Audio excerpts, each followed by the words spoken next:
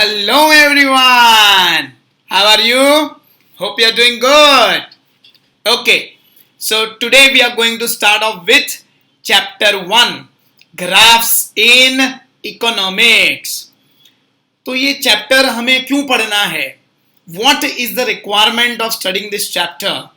Let us understand that first via introduction. आपकी screen पे चलिए, an analysis and explanation of various economic events occurring in real world is done by economics. तो हम तो जानते ही हैं, ये सब्जेक्ट को पढ़े हुए लगभग हमें 1.25 साल हो चुका है, ठीक है। और हमने ये जाना है कि बहुत सारे इकोनॉमिक इवेंट्स जो पूरी दुनिया में हो रहे हैं उसका एनालिसिस कौन सा सब्जेक्ट कर रहा है? इकोनॉमिक्स कर रहा है. So this subject is all about considering and evaluating and analyzing and concluding about several events that are taking place all over the world. पूरे ब्रह्मांड में जहां पे जो भी घटनाएं घटी हैं, चाहे वो सुघटना हो या दुर्घटना हो, उसका एनालिसिस कहां पे होता है बेटा? इकोनॉमिक्स में होता है. अब आप और मैं तो ये एनालिसिस करते नहीं है क्योंकि हमारे पास और भी कई सारे काम हैं. तो ये एनालिसिस करता कौन है? एक्सपर्ट्स करते हैं, जिनका एक अलग लेवल होता है. सो आपकी स्क्रीन पे एक पॉइंट आया, ले persons do not get interested in discussions and analysis of events done by experts. क्योंकि ये इवेंट्स कौन से होते हैं? बड़े बड़े इवेंट्स होते हैं. और ये इवेंट्स में क्या डिस्कस होता है? Poverty, unemployment, illiteracy. हमने चैप्टर 2 में देखा है the concept of economic growth and economic development.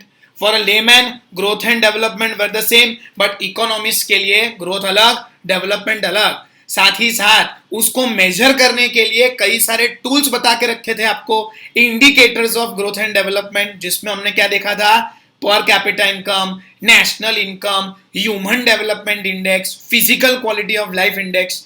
सबके कुछ ना कुछ लिमिटेशंस भी हमने देखे थे. सो कोई भी इंडिकेटर एकदम परफेक्ट नहीं था. ये बात हम और आप समझ रहे हैं क्योंकि हम कॉमर्स की दुनिया में कदम रख चुके हैं. इकोनॉमिक्स हमें पढ़ना है, वो हमारा सब्जेक्ट है. लेकिन क्या ले पर्सन को कोई भी इंटरेस्ट होगा in understanding the discussions done by experts? The answer is no. उसको पल्ले ही नहीं पड़ेगा. और इसीलिए एक लेमैन को भी सब समझ में आए, so we present the same information, same analysis, same conclusion, same data via pictures, ताकि उसका इंटरेस्ट आवे. ठीक है, on your screen. But their attention is drawn when important aspects and events are presented by way of pictures. हमें pictures की भाषा अच्छे से समझ में आती है और हमारा इंटरेस्ट भी उसमें आने लगता है जब आप अपने सामने कलरफुल पिक्चर्स देखोगे, वीडियोस देखोगे, प्रेजेंटेशन देखोगे, तो आपको एक फील गुड फैक्टर आएगा और कहीं ना कहीं उस टॉपिक में इंटरेस्ट आना स्टार्ट हो जाएगा.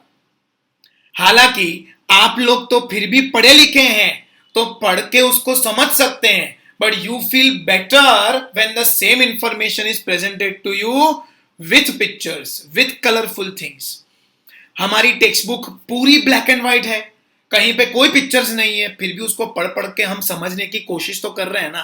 But if the same text book was with lot of pictures, colours, तो आपको पढ़ने में ज्यादा इंटरेस्ट आता, पढ़ना थोड़ा आसान हो जाता.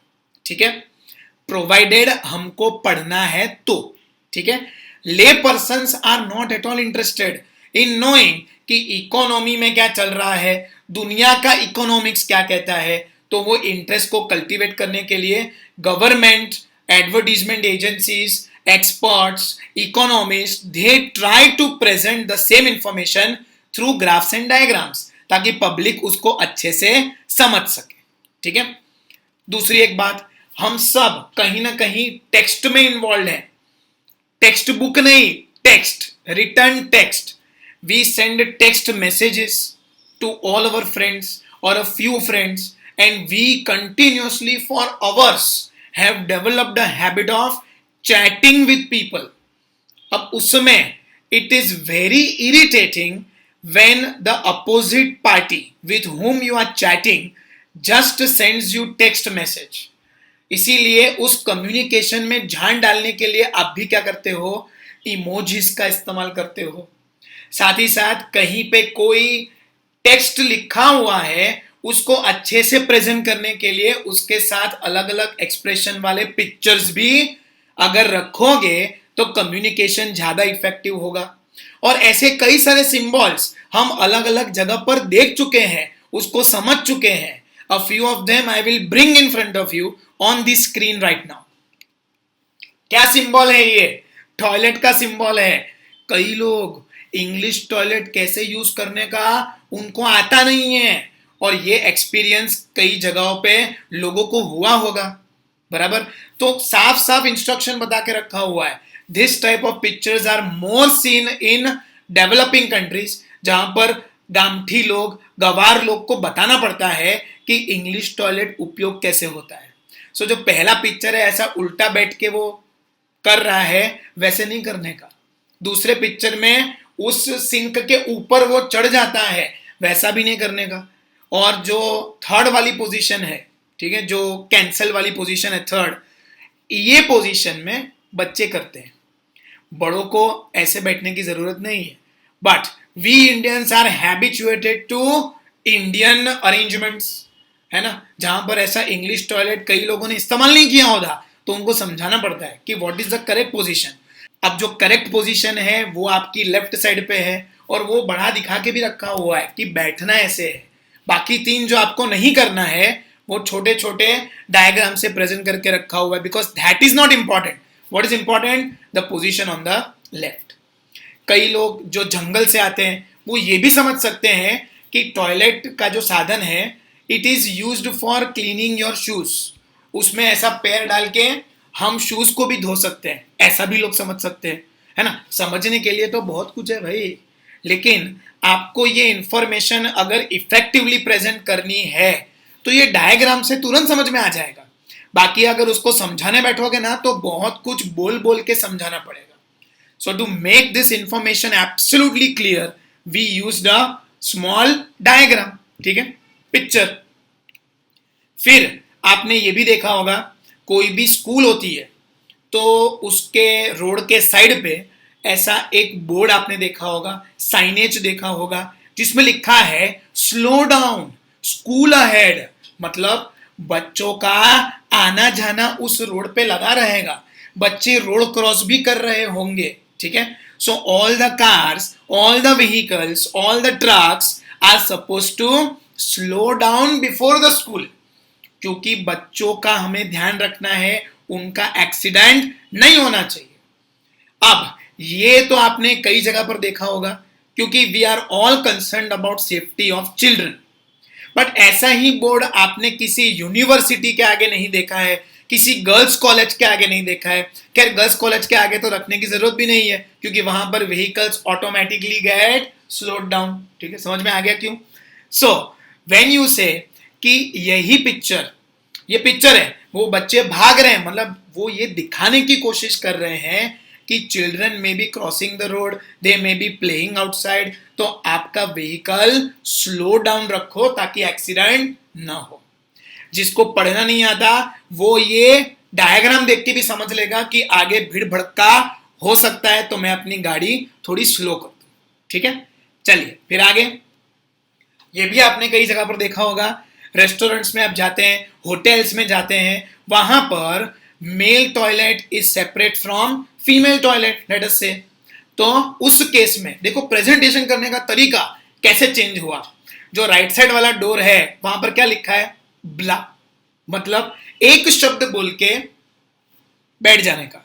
ये किसकी फितरत है, मेल्स की फितरत है, वो बहुत कम बोलते हैं. नहीं, ऐसा मेरी तरफ मत देखो, ये तो मेरा काम है तो मुझे बोलना पड़ता है. ठीक है, सो ब्ला, एक शब्द बोल के खत्म काम, दैट इज मेल. और उसी शब्द को अलग अलग ढंग से दोहराना. दूसरे डोर पे है, देखो क्या लिखा है, ब्ला ब्ला ब्ला ब्ला ब्ला ब्ला. यस और नो. ये जो डोर है दूसरा क्या दिखाता है कि ये उन लोगों के लिए है जो बहुत ज्यादा बोलते हैं, और एक ही बात को अलग अलग ढंग से बोलना, करते ही रहना बातें, गॉसिप करना, ये किसकी फितरत में आता है? नॉर्मली फीमेल्स की फितरत में आता है. Let's not be so judgemental, but ये एक प्रेजेंटेशन का तरीका है जिससे हमको समझ में आ जाएगा कि मेल का टॉयलेट कौन सा और फीमेल का टॉयलेट कौन सा. चलिए फिर, stop corona virus, the latest symbols that are used everywhere. So पहला सिंबल आपको साफ साफ बताता है, कुछ स्टेटमेंट नहीं लिखा, सिंबल से ही मालूम पड़ जाता है कि अपने हाथों से आंख को छूने का नहीं. दूसरा सिंबल, हैंडशेक नहीं करने का. तीसरा सिंबल, हाथ में ग्लोव्स और मुंह पे मास्क पहनने का, उसके बगैर घर से बाहर नहीं निकलने का. फिर चौथा सिंबल क्या बोलता है? ट्रैवलिंग नहीं करने का. पांचवा सिंबल क्या बोलता है? सोशल गैदरिंग, ग्रुप में एक जगह पर आना नहीं करने का. ये सुन लो, ऐसे करके हम कोरोना वायरस को रोक सकते हैं. ये अगर लेमैन को आप समझाने बैठोगे कितना कुछ बोलना पड़ेगा, लेकिन पिक्चर से तुरंत वो लोग समझ जाएंगे. ठीक है. So all these are different types of pictures which we see in our daily life. Danger symbol भी आता है, यहां थूकना मना है भी आता है, नो स्मोकिंग भी आता है, सेव वाटर, सेव अर्थ भी आता है. बहुत अनगिनत सिंबल्स हैं जिससे हम घिरे हुए हैं और हम उस पिक्चर को देख के समझ जाते हैं कि ये क्या कहना चाहते हैं. ठीक है. So all these pictures are used for making the understanding more clear, because we understand through pictures, through our vision, through videos more as compared to the textual language. ठीक है. चलिए आगे बढ़ते हैं. अब इमोजीज की बात करते हैं. सो हमारे कम्युनिकेशन में जब भी हमको जान डालनी होती है तो वी यूज इमोजीज. कितना अच्छा होगा अगर ये इमोजीज साउंड के साथ होते तो एक अलग इफेक्ट आती. उस इफेक्ट को फील करने के लिए आपकी स्क्रीन पे एक वीडियो.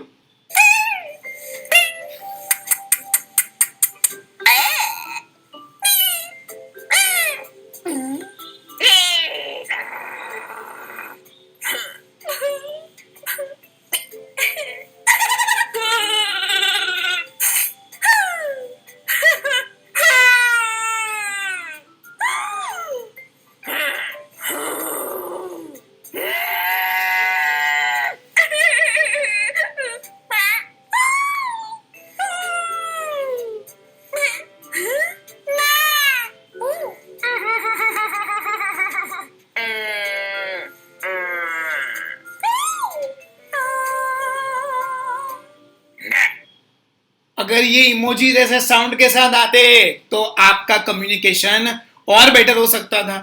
हालांकि everybody is not that honest in using all emojis. You write LOL, but at that point of time, you are not actually laughing. You write ROTFL, rolling on the floor and laughing, but you are actually not literally rolling on the floor. है ना.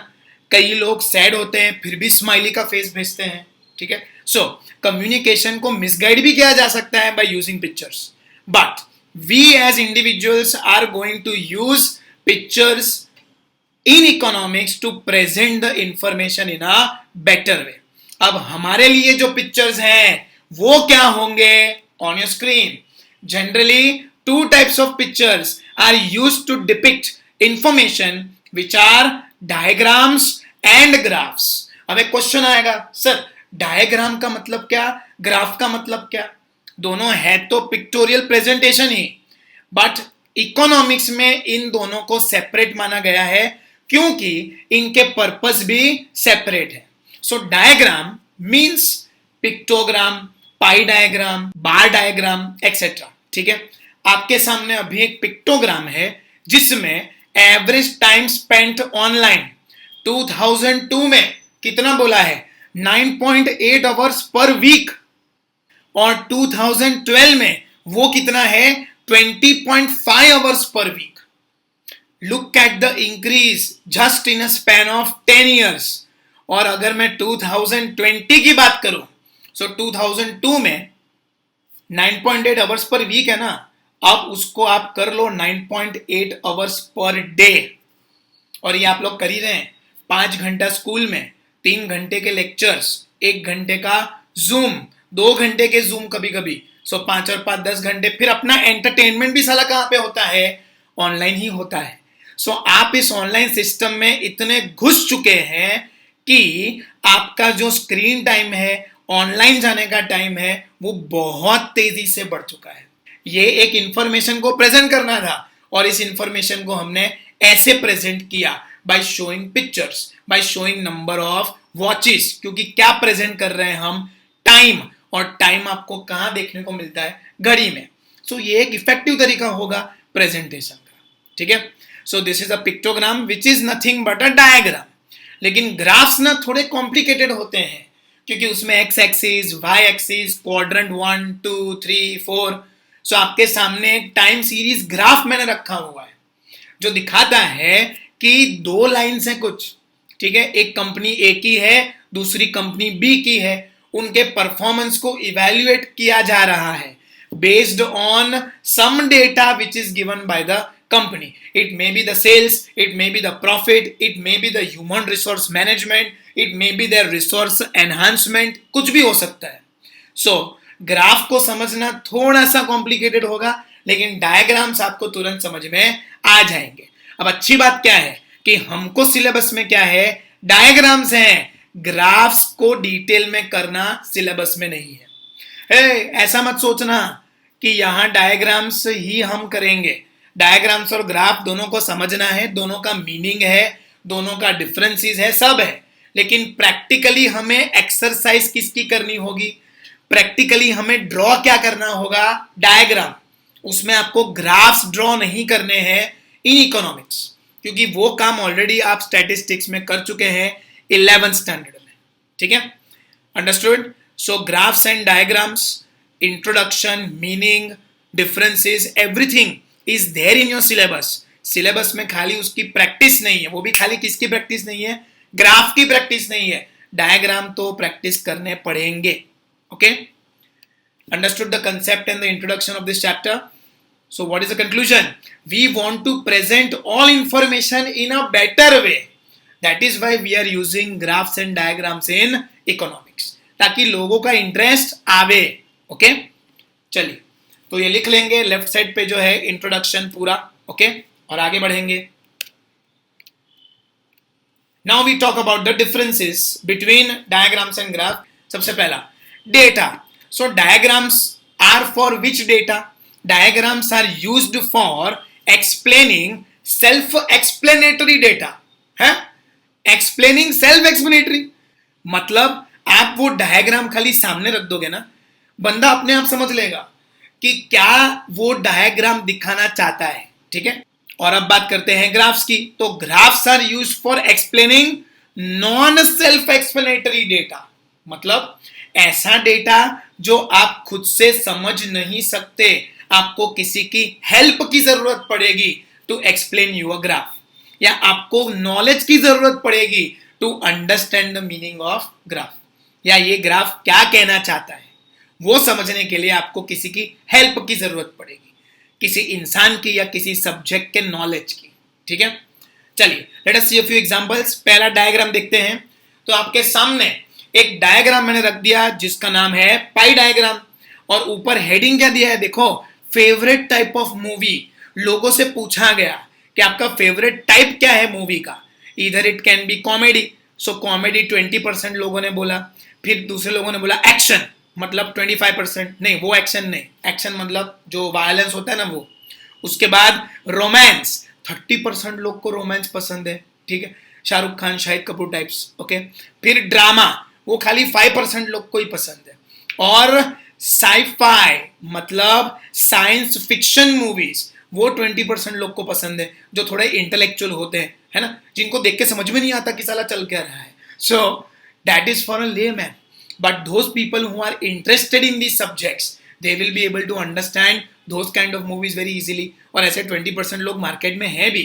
So this diagram clearly shows कितने percentage of population prefers what type of movie, and accordingly the producers can take a decision कि हमें अपने country में कौन सा movie कब कैसे लॉन्च करना चाहिए। Okay, so this data is self explanatory, मैं नहीं समझा था तो भी आप उसको पढ़ के समझ जाते, उसमें कोई रॉकेट साइंस इन्वॉल्व नहीं था, ठीक है। फिर ग्राफ्स जो है, अब जो डायग्राम आपके सामने आया, क्या उसको आप समझ पा रहे हैं? ये ब्लू किस चीज का है, ये रेड का जो सापोलिया जा रहा है वो किस चीज का है, नहीं मालूम पड़ रहा है नीचे, लेकिन पढ़ेंगे थोड़ा डिटेल में, शायद आपको ना दिखे, मैं पढ़ लेता हूं आपके लिए। ब्लू लाइन में लिखा हुआ है टोटल पॉपुलेशन, मतलब वो कितनी तेजी से बढ़ रहे हैं, that is given on the left scale, and left scale is measured in millions, million मतलब 10 lakhs, और वैसे करके आप देख रहे हैं 15, 20, 25, 30, 35 एंड 40। अब जो रेड लाइन है ना, वो किस चीज का है मैं आपको पढ़ के बता देता हूं, टोटल नेट माइग्रेशन, जो दिखाया है वापस राइट स्केल में, ठीक है, 4 क्वार्टर मूविंग एवरेज, और जो फिगर है वो भी किसमें है, थाउजेंड्स में है, ठीक है। जो राइट साइड वाला स्केल है उसमें बता के रखा हुआ है -10, 10, 30, 50, 70, 90 एंड सो ऑन, ओके।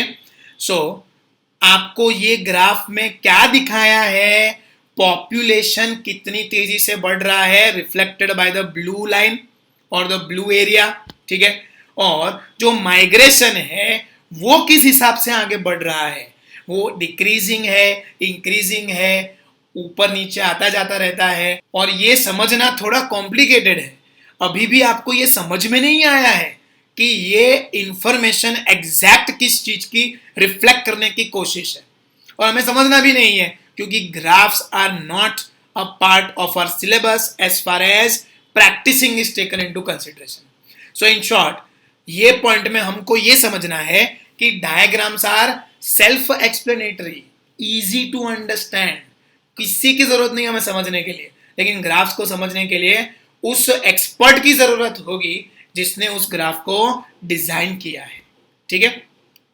चलिए आगे देखते हैं। टाइप ऑफ अंडरस्टैंडिंग, मतलब ये समझना आसान था, सेल्फ एक्सप्लेनेटरी, तो उसमें क्या लिखेंगे हम, simple.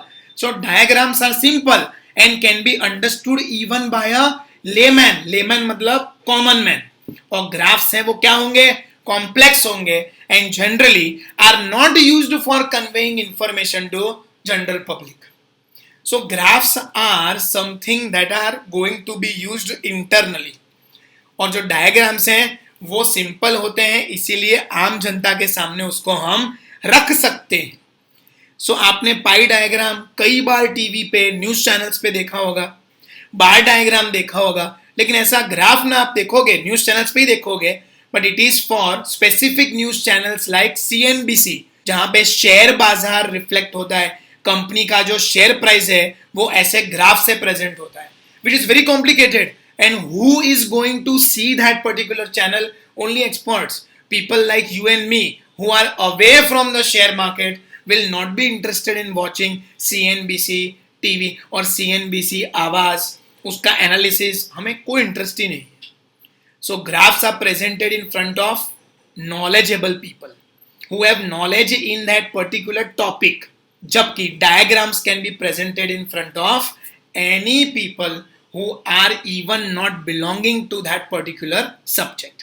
So diagrams are simple but graphs are complex, okay? Knowledge of statistics, ठीक है।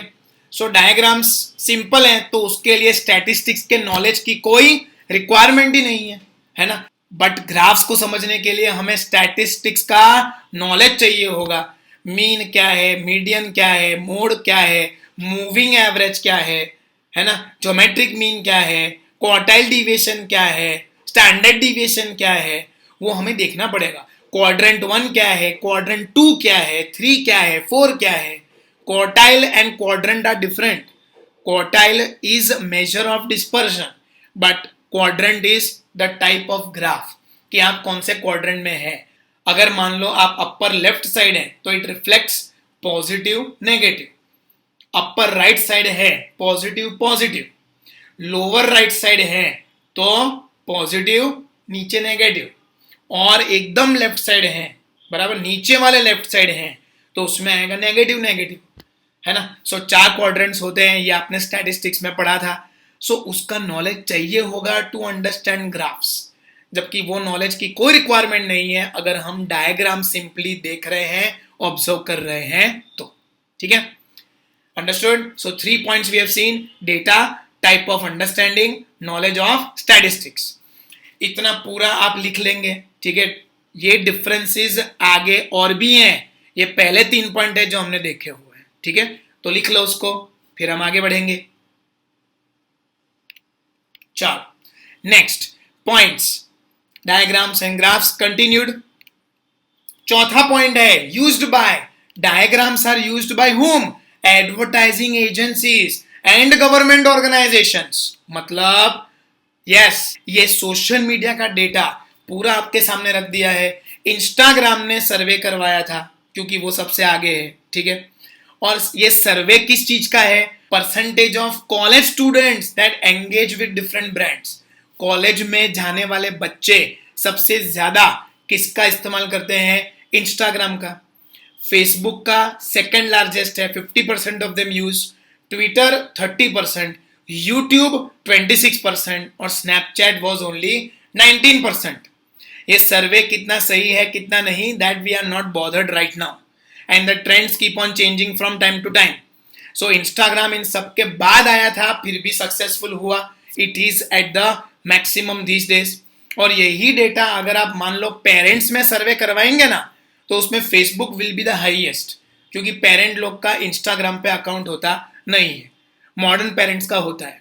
ठीक है, so if we say that some advertising agency wants to present some information in front of the public, it can be presented through diagrams. और ये कौन सी advertising agency होगी जो ये काम करेगी? ये टेबल, ये डेटा देख के क्या लगता है ये एडवर्टाइजिंग, ये सर्वे किसने करवाया होगा? इंस्टाग्राम ने ही करवाया होगा, to show its popularity. So social media campaigns take place this way, they can take place through diagrams which are simple and easy to understand. ठीक है, then same thing can be used also by government organizations. Government organisation कई बार अपना डेटा present कर चुका है। Government organisations have reflected their data in front of the public using a pie diagram also. Government को ये बताना है कि हमारा टोटल खर्चा कहाँ पे कितना हुआ है, तो डिफेंस में 12% हुआ, वेलफेयर में 6% हुआ, एजुकेशन में 15% हुआ, हेल्थ केयर में 23% हुआ, पेंशन हमने दिया उसमें 19% पैसा खर्चा हो गया, और जिसका एक्सप्लेनेशन गवर्नमेंट नहीं दे पाए या जो कैटेगरीज इंपॉर्टेंट नहीं है उसको किस में डाल दिया? अदर्स में डाल दिया। Simple, easy to understand, used by advertising agencies and government organisations. ठीक है, फिर ग्राफ्स कौन यूज करेगा? तो भाई रिसर्चर्स यूज करेंगे, एजुकेशनिस्ट यूज करेंगे ग्राफ्स। ठीक है, अब वो ग्राफ्स कैसे होते हैं आपकी स्क्रीन पे देख लो, कितना कॉम्प्लिकेटेड है। चारों क्वाड्रेंट यूज किए हैं, quadrant 1 upper left, quadrant 2 upper right, quadrant 3 lower right and quadrant 4 lower left. ठीक है, 1 2 3 4 आप कुछ भी कर सकते हैं, वो ऑर्डर में कोई प्रॉब्लम नहीं है। खाली ये मालूम होना चाहिए कि we are using which quadrant, और ये चारों क्वाड्रेंट यूज करके एक इकोनॉमिस्ट ने इस ग्राफ को बनाया। इसको बोला जाता है ISLM कर्व। IS मतलब इन्वेस्टमेंट सेविंग्स, LM मतलब लिक्विडिटी ऑफ मनी। और ये आपको सिलेबस में नहीं है, डोंट वरी, घबरा मत जाओ ये ग्राफ को देखकर। ये ग्राफ कहां पे आएगा पता है? इकोनॉमिक्स में ही आएगा, लेकिन कहां पे? ग्रेजुएशन में। और वो सब्जेक्ट का नाम पता है क्या होगा? इंटरनेशनल इकोनॉमिक्स होगा। सो इंटरनेशनल इकोनॉमिक्स जब आप करेंगे कुछ फीलिंग आपको ऐसी आएगी, क्योंकि उसके जो कर्व्स हैं वो आपको कैसे लगेंगे? इधर चला मैं उधर चला, जाने कहां मैं किधर चला, अने फिसल गया, इंटरनेशनल इकोनॉमिक्स पढ़ के फिसल गया। होगा ऐसा आपको, टाइम आएगा, अपना टाइम आएगा इस सब्जेक्ट को भी पढ़ने का। चाहे कुछ भी कर लो, BBA कर लो, BCom कर लो, international economics is going to be there with you in future. Okay, so ये ग्राफ्स काफी कॉम्प्लिकेटेड है, ये कोई आम जनता को समझाने के लिए इस्तेमाल नहीं किया जाने वाला। It is not going to be used by any Tom Dick and Harry. It is going to be used only by researchers, educationist, जिनको उस सब्जेक्ट में टप्पे पढ़ते हो, वो ही इन प्रकार के ग्राफ्स का इस्तेमाल करेंगे। ठीक है, so diagrams advertising agencies, government use करेगी, ग्राफ्स एजुकेशनिस्ट हैं, रिसर्चर्स है, वो यूज करेंगे। ठीक है, चलिए next point is table. So पढ़ते हैं, diagrams are used to present discrete frequency distribution. Discrete frequency distribution क्या होता है, हम सबको मालूम है, जिसमें क्लासेस नहीं होते, that is discrete frequency distribution according to you. Okay, and graphs are used to present continuous frequency distribution. So continuous frequency distribution थोड़ा complicated होता है, तो उसके लिए हम क्या प्रेजेंट कर सकते हैं, ग्राफ्स, और डायग्राम्स जो है वो डिस्क्रीट फ्रीक्वेंसी डिस्ट्रीब्यूशन के लिए। हालांकि स्टैटिस्टिक्स में लास्ट ईयर आपने ये सीखा था कि diagrams are used to present any raw data which has no frequency distribution, but economics में हम ऐसा नहीं करेंगे। इकोनॉमिक्स में discrete frequency distribution presented through diagrams, और ग्राफ्स में continuous frequency distribution data will be presented. अब वो कैसे दिखते हैं, उनमें क्या इंफॉर्मेशन होती है, वो आपकी स्क्रीन पे, प्राइस, एक्सआई, ओके, 10, 20, 30, 40, और जो सप्लाई है that is FI, frequency 100, 200, 300 and 400। और जो ग्राफ्स है उसमें कौन सा डेटा था, कंटिन्यूअस फ्रीक्वेंसी डिस्ट्रीब्यूशन, तो वो ऐसा होगा, मार्क्स 0 to 40 एक ही स्टूडेंट के आए हैं, और वो भी 38 होंगे, पास तो हो ही गया है वो, क्योंकि ये रिजल्ट यूविल का रिजल्ट है। ठीक है, फिर 40 to 60 में कितने स्टूडेंट्स हैं, 19 स्टूडेंट्स हैं।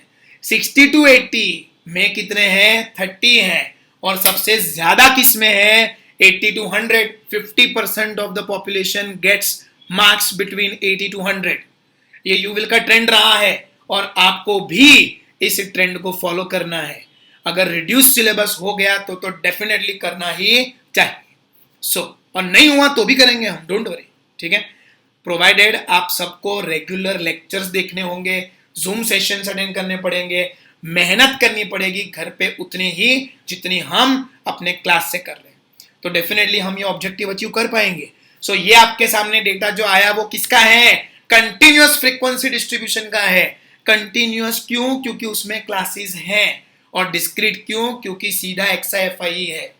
ओके, सिंपल भाषा में अगर हम याद करें तो ऐसे कर सकते हैं, discrete frequency distribution D for diagram, और जो नॉन डिस्क्रीट है, कंटिन्यूअस है, वो क्या होगा, ग्राफ्स होगा। ठीक है, अंडरस्टूड द कंसेप्ट, तो ये आप लिख लेंगे। ओके, तो इसी के साथ हमारा ये आंसर तो कंप्लीट हो चुका है। ओके, अब इसको लर्न कैसे करना है, हम उस पे जाएंगे। चलिए, differences between diagrams and graphs, किसके बीच में डिफरेंस है, डायग्राम्स और ग्राफ्स में। डायग्राम पहले, ग्राफ बाद में। So on your screen you have a picture of an angry man pointing towards something, pointing towards you may be. Okay, और बाजू में क्या आ गया, कुत्ता। अब इन दोनों पिक्चरों का मतलब क्या है, अपनी स्टोरी से जुड़ा हुआ है। ग्राफ्स के आगे डायग्राम्स तेरे, डायग्राम्स तेरे, कुत्ती चीज है। ठीक है, बोलने का शॉर्टकट तो हम कुछ भी बना सकते हैं ना, ग्राफ्स के आगे डायग्राम्स, ताकि याद रहे कि डिफरेंस किसका है, ग्राफ और डायग्राम का है। ग्राफ्स के आगे डायग्राम्स तेरे, डायग्राम किसने बनाए, तूने, तो डायग्राम्स तेरे क्या है, कुत्ती चीज है। अच्छा भी हो सकता है, बुरा भी हो सकता है। ठीक है, सो डायग्राम्स तेरे, कुत्ती चीज। D for data, T for table, K for knowledge of statistics, U for used by, T for type and I for information. ठीक है, तो ऐसे करके हम इस आंसर को लर्न कर लेंगे। So differences between graphs and diagrams can come for a 3 mark question और a 2 mark question in the exams. तो वो आपको लर्न कैसे करना है, एक बार फिर से, differences between diagrams and graphs, तो ग्राफ्स के आगे डायग्राम्स तेरे, कुत्ती चीज है। ग्राफ के सामने डायग्राम तेरे, कुत्ती चीज है। So D for data, T for table, K for knowledge of statistics, U for used by, T for type and I for information. ठीक है, अंडरस्टूड। तो बस फिर आज के लिए इतना ही। Okay, bye.